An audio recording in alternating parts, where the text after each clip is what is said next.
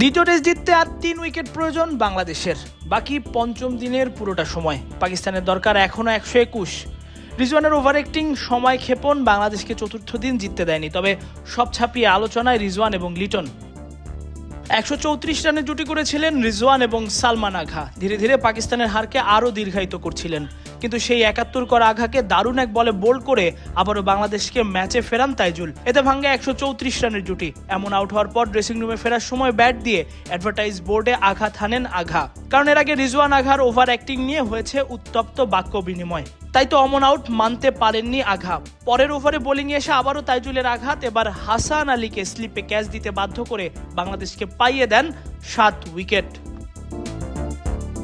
71 ওভারের 5 নম্বর বলের সময় হঠাৎ করেই ব্যাটিং মার্ক থেকে সরে দাঁড়ান রিজওয়ান। লিটন কিছুটা বিরক্ত হয়ে বলেন, হোয়াট হ্যাপেন্ড?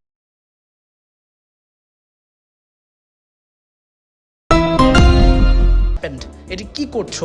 প্রত্যেক বলেই তোমার সমস্যা, ওদিকে কি দেখো? রিজওয়ান বলে বসেন, এটি কি তোমার কাজ? লিটন বলেন, তুমি সব বলেই ডিস্টার্ব করছো। রিজওয়ান প্রতিউত্তরে বলেন, এটা তোমার কাজ নাকি আম্পায়ারের কাজ? এরপর আম্পায়ারকে বিচার দেন রিজওয়ান। আম্পায়ার এসে দুজনকে বুঝিয়ে শুরু করেন খেলা। এর মধ্যেই উত্তপ্ত পরিস্থিতির সৃষ্টি হয়। লিটন শান্তরাও কম যান না। এরপরই শুরু হয় স্লেজিং। উইকেটের পেছন থেকে শান্ত চিৎকার করতে থাকেন, ওভার অ্যাক্টিং এর জন্য 50 পয়সা কাটবো, 50 পয়সা। লিটন বলেন, সবাই জানে ও ওভার অ্যাক্টিং করে। শান্ত তখন বলে বসেন, টিমে জায়গা পাকা করেছে, এ কারণেই অ্যাক্টিং করছে ভাই। রিজওয়ান তখন বাংলায় জবাব দেন, ভালো ভালো। এসব মনস্তাত্ত্বিক লড়াইয়ের উদ্দেশ্য বাংলাদেশের একটা উইকেট, আর রিজওয়ান চাচ্ছেন সময় নষ্ট করে দিন শেষ করতে। 100 রানেরও বেশি জুটি গড়েছেন তিনি আঘাকে সাথে নিয়ে। চাইছেন যে করেই হোক টেস্টটা ড্র করতে। পঞ্চম উইকেট পেতে আর বেশি সময় অপেক্ষা করতে হলো না। পরের ওভারেই স্পিনার তাইজুল এলেন, আর তাইজুলকে খেলতে গিয়ে আউট হয়ে গেলেন পাকিস্তানের অধিনায়ক শান মাসুদ। তাইজুলের দারুণ একটা বল কোনো মতে ঠেকানোর চেষ্টা, কিন্তু সেখানে একেবারেই শর্ট লেগে দাঁড়ানো মাহমুদুল হাসান জয়ের দুর্দান্ত এক ক্যাচ। আর সেই ক্যাচ ধরে জয়ের সে কি উল্লাস! হেলমেট খুলে পুরো দল মিলে উল্লাস করেছে, কারণ গলার কাটা ছিলেন এই শান মাসুদি, তাকে ফেরানো গেছে। তাই তো এমন উল্লাস বাংলাদেশ দলেরই বানায়। পরপর 2 ওভারে 2 উইকেট, 162 রানেই 5 উইকেট নেই পাকিস্তানের। শান মাসুদ যেন অবাক হয়ে তাকিয়ে রইলেন যে এটা কি ক্যাচ ধরলেন জয়। কমেন্ট্রিতে রমিজ রাজা অনেকটা বিরক্ত হয়েই বললেন, কেন দাঁড়িয়ে আছেন মাসুদ?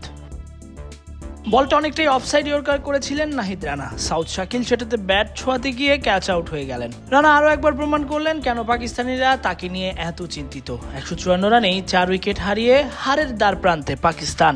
বাংলাদেশ পাচ্ছে যেন এখন জয়ের সুবাস। 92 রানের পার্টনারশিপ, মাত্রই হাফ সেঞ্চুরি ছুঁয়েছেন শান মাসুদ। 50 করার আশায় ব্যাটিং করছেন বাবর আজম। তখনই তাইজুলের আঘাত, বাহাতি স্পিনারের ঘূর্ণি, লেগ স্টাম্প দিয়ে বেরিয়ে যাওয়ার সময় ছুঁয়েছে বাবরের ব্যাট। আর উইকেটের পেছনের দুর্দান্ত রিফ্লেকশনে লিটনের ক্যাচ। অবাক বাবর নিজেই, এমন বলেই আউট হয়ে গেলেন। খুশিতে বাংলাদেশ, কারণ গলার কাঁটাটা যে ছুটে ফেলা গেছে। এখন অপেক্ষা আর 7টা উইকেট নিয়ে টেস্টটাও নিজেদের করে নেয়ার। 437 রানের লক্ষ্য। সিলেট টেস্টের চতুর্থ দিনের প্রথম সেশনটা নিজেদেরই করে নিয়েছে বাংলাদেশ। আগের দিন 2 ওভার ব্যাটিং করলেও কোনো রান ছাড়াই দিন শুরু করা পাকিস্তান প্রথম সেশনের শুরু থেকেই উইকেট হারিয়েছে। ওপেনিং জুটি ভেঙে প্রথম আঘাতটা হানেন নাহিদ রানা। এরপর মিরাজ স্পিন দিয়ে আরেক ওপেনারকে ফেরান। 437 রানের বিশাল লক্ষ্য তাড়া করতে নেমে সকাল সকাল 2 উইকেট হারানো পাকিস্তানকে ব্যাকফুটেই ফেলে দিয়েছে। বাংলাদেশও ধীরে ধীরে পাচ্ছে জয়ের সুবাস। তবে তাদের এই সুবাসের পথে কাটা হয়ে দাঁড়িয়েছে পাকিস্তানের অধিনায়ক শান মাসুদ এবং বাবর আজম। দুজনই আক্রমণাত্মক ভঙ্গিতে খেলে পাকিস্তানের রান 2 উইকেটে 102 রানে নিয়ে গেছেন। প্রথম সেশন এই রান নিয়েই শেষ করেছে পাকিস্তান। কিছুটা আক্রমণাত্মক ভঙ্গিতে খেলে 41 রানে অপরাজিত শান মাসুদ আর 24 রানে অপরাজিত বাবর আজম। তবে বাংলাদেশের উইকেট পাওয়ার গল্পটা শুরু চতুর্থ দিনের খেলা শুরু হওয়ার 45 মিনিট পরপরই। চতুর্থ দিনের খেলা শুরু হয়েছে, 45 মিনিট পেরিয়েও গেছে। 8 ওভারের মতো বোলিং করাও শেষ, কিন্তু উইকেটের দেখা নেই। অধিনায়ক শান্ত উইকেটের খোঁজে নাহিদ রানাকে বোলিংয়ে আনলেন। হতাশ করলেন না রানা। নিজের দ্বিতীয় ওভারের দ্বিতীয় বলেই ভাঙলেন পাকিস্তানের ওপেনিং জুটি। আব্দুল ফজল রানার গতিময় বল খেলতে গিয়ে গালিতে মিরাজের দুর্দান্ত এক ক্যাচের শিকার হয়ে আউট হয়ে গেলেন। বাংলাদেশ পেল প্রথম উইকেটের দেখা। নাহিদ রানাকে ক্যাচ ধরে উইকেট পাইয়ে দেয়া মিরাজ বোলিংয়ে এসে নিজের প্রথম ওভারেই আবার উইকেট পেয়েছেন। কমেন্টেটররা বলছিলেন চতুর্থ দিন স্পিনাররা উইকেট থেকে সহায়তা পাবেন। তাদের কথাই সত্যি প্রমাণ করে মিরাজ উইকেট তুলে নিলেন, ফেরালেন আরেক ওপেনার আজান ওয়াইসকে। মিরাজের দুর্দান্ত এক ডেলিভারিতে লেগ বিফোরের ফাঁদে এই তরুণ ব্যাটার। যদিও রিভিউতে দেখা গেছে আম্পায়ার্স কল, যে কারণে আউট হওয়ার পর কিছুটা অসন্তোষী দেখা গেছে এই বাঁহাতি ব্যাটারকে।